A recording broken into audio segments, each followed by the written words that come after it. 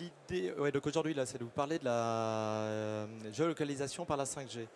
Donc le principe, c'est que dans les différentes features du 3GPP, donc depuis ce matin, enfin depuis hier plutôt, on a dû vous parler de latence, de performance en termes de couverture, de criticité des communications.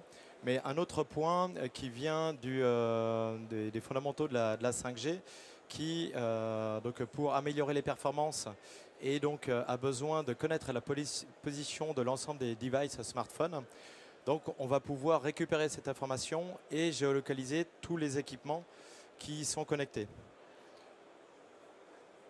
Donc, au niveau des sujets que ça peut intéresser, au niveau des cibles, donc là, on va parler des zones portuaires, mais un des points importants, c'est quand on parle de géolocalisation, typiquement dans des halls comme ici, ou dans des usines. Aujourd'hui, on n'a pas ou peu de solutions, où on va parler de rajouter des beacons ou des solutions Bluetooth ou une infrastructure supplémentaire et donc qui génère des coûts et donc parce que lorsqu'on est à l'intérieur d'un bâtiment, forcément, on n'a pas de GPS. L'autre point aussi, grâce à la 5G, on va pouvoir connecter typiquement en zone portuaire, rendre les portiques de déchargement de containers, donc les rendre sans fil.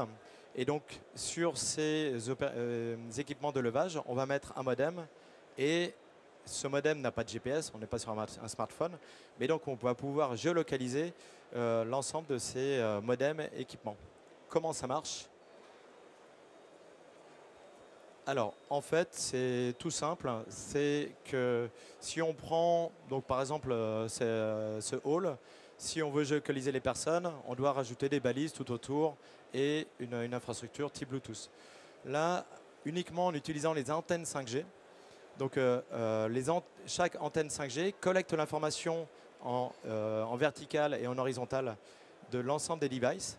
On récupère cette information au niveau du cœur de réseau et ensuite on le transmet à un système de localisation donc, de l'ensemble des devices.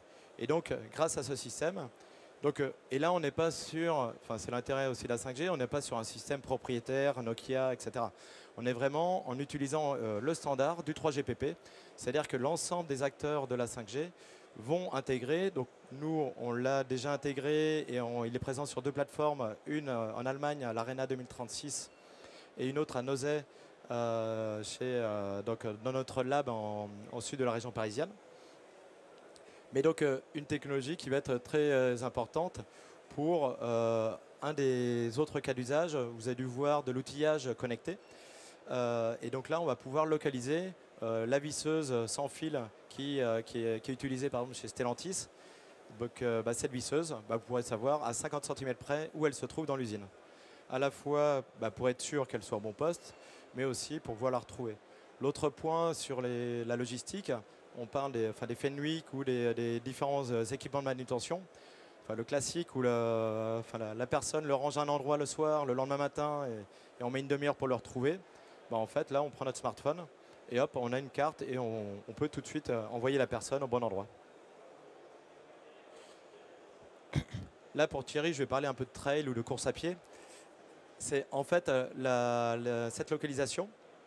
Donc, on va pouvoir avoir une précision d'environ 50 cm dans l'espace de l'ensemble des devices. Ensuite, donc ça, c'est la première brique qui va provenir de l'infrastructure 5G.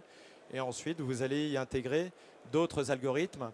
Donc, par exemple, l'information de la cartographie typiquement d'un bâtiment où le device il ne peut pas aller en dessous par exemple en dessous du sol ou s'il y a des routes. Et donc là, on va lui rajouter des éléments ou typiquement avec une centrale inertielle et un peu comme une montre lorsqu'on court à pied. Donc là, il y a des algos qui permettent de linéariser ou d'optimiser encore un peu plus la performance de la localisation des devices. Donc toujours pareil, on parle de device, smartphone, modem ou l'ensemble des objets connectés qui seront présents dessus. Après, donc là, on parle d'autres technos comme le LIDAR, etc.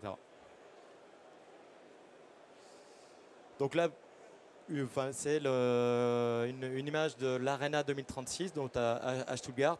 Donc là, on peut voir donc, les différentes antennes 5G qui sont positionnées dans le hall et qui permettent de positionner. Donc là, bon, là c'est une démo avec juste un petit chariot, mais c'est pour l'image. Donc de positionner des AGV et l'ensemble des éléments qui sont connectés à cette infrastructure 5G. Donc là, à partir du moment où les industriels vont vraiment déployer la 5G dans leurs industries, donc ça permettra d'apporter un nouveau cas d'usage qui aujourd'hui est difficile à résoudre. Si on prend par exemple un Total ou certaines raffineries du sud de la France qui travaillent le sujet actuellement, donc aussi ce sont des sujets qui pour eux vont être critiques en termes de sécurité. C'est-à-dire qu'on va pouvoir géolocaliser l'ensemble des personnes à la fois qu'ils soient à l'extérieur, mais aussi à l'intérieur des bâtiments, et donc qui peut être très important sur des sites Céveso, et donc pour pouvoir, en cas d'incident, remonter l'information et donc savoir où sont les personnes, et ceci de manière fiable et à moindre coût, puisque donc on n'a pas d'infrastructure supplémentaire à passer. C'était tout. Je ne sais pas si vous avez des questions. Sinon, je pense que tout ça sera disponible. Merci.